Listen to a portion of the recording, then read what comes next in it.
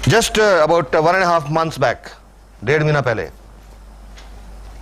हरियाणा में एक जगह है असंध, वहां से एक पेशेंट आया मेरे पास, लगभग 41-42 साल का आदमी। उनको क्या प्रॉब्लम थी? पिछले लगभग 12-13 साल से बाईं टांग में खून की नाड़ी ब्लॉक थी। इसको मेडिकल भाषा में बोलते हैं, if any doctors are here, deep venous thrombosis, DVT, लगभग 11-12 साल से। और उसकी वजह से अल्सर्स हो जाते हैं, वेनस अल्सर्स। उस आदमी को पैर में, टांग में जख्म हो गए 1996 में, 1996। टांग के एक तो लोअर लेग फ्रंट में एक शॉट जख्म हुआ, और टखने के अंदर की साइड में, बाहर की साइड पे 3 जख्म हो गए। पहले लोकल उसके आसपास के छोटे मोटे डॉक्टरों की ट्रीटमेंट चलती रही, फिर डिस्ट्रिक्ट हॉस्पिटल में गए, रोहतक मेडिकल कॉलेज में गए, ऑल इंडिया इंस्टीट्यूट दिल्ली में आए, पीजीआई चंडीगढ़ में गए। 9 साल तक उन अल्सर्स का ट्रीटमेंट होता रहा, पर वो अल्सर बढ़ता चला गया। और अभी जनवरी में 2 महीने पहले उनको बोला गया था एम्पुटेशन करनी पड़ेगी, टांग काटनी पड़ेगी, और वो कटवाने को तैयार हो गए कि 9 साल से तो देख रहे हैं कोई हल नहीं हो रहा। एम्पुटेशन के लिए तैयार हो गए। फरवरी में उनकी एम्पुटेशन होनी थी। उनके एक रिश्तेदार हैं, पटियाला में रहते, एक डॉक्टर हैं, वो भी मेडिकल अफसर है पंजाब में, मेरे को जानते हैं, दोस्त हैं। उन्होंने उनको बोला कि टांग कटवाने से पहले एक बार आप पटियाला आ जाओ, just come once.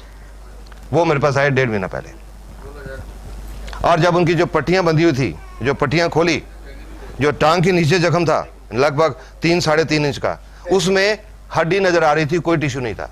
Tibia was clearly visible, no tissue, बिल्कुल मांस नहीं था उसमें। और टखने की अंदर की साइड में, बाहर की साइड में नर्व्स एंड टेंडन्स और विजिबल, नाड़ियां नजर आ रही थी, कोई टिश्यू नहीं था। जब पट्टी खोली तो वो मेरे से पूछने लगे, वो डॉक्टर, हाँ जी इसका क्या हो सकता है? आई टोल्ड हिम, 1 मिनट रुको। मैं घर गया, पहले जाके अपना कैमरा उठा के लाया, फोटो ली उनकी। वो डॉक्टर साहब नाराज हो गए कि मैं तो आपको मरीज देखने के लाया हूं और आप अपनी फोटोग्राफी शुरू कर दी, क्योंकि उनको पता था कि फोटोग्राफी मेरी हॉबी है।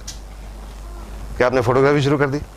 मैंने कहा नहीं, ये बात नहीं है, ये बात ये है कि हम कॉन्फिडेंट ये ठीक हो जाएगा, और जब ये ठीक हो जाएगा, चमड़ी बिल्कुल नॉर्मल आ जाएगी, और लोगों को बताएंगे ऐसी हालत थी, लोग विश्वास नहीं करेंगे, इसलिए फोटो ली।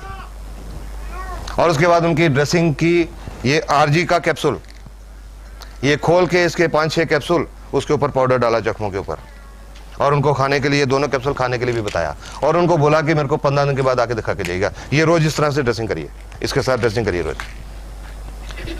15 दिन के बाद वो आए, उनका तीनों जख्मों में टिश्यू लगभग 25% ग्रो हो गया था इन 15 डेज।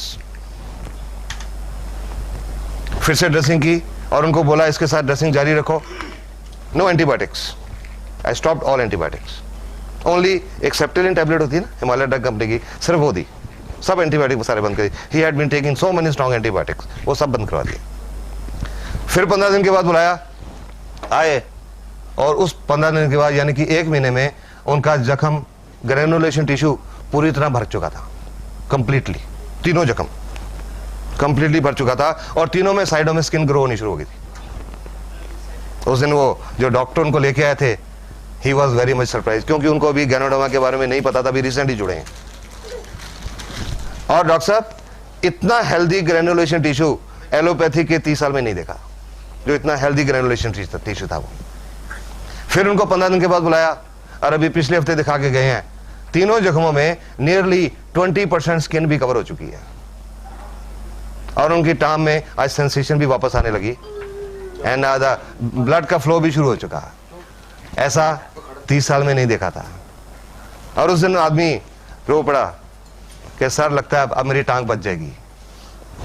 उसकी भी जिंदगी बदल गई इसकी वजह से। लोगों की जिंदगी बदलती है, इसकी वजह से बदलती है।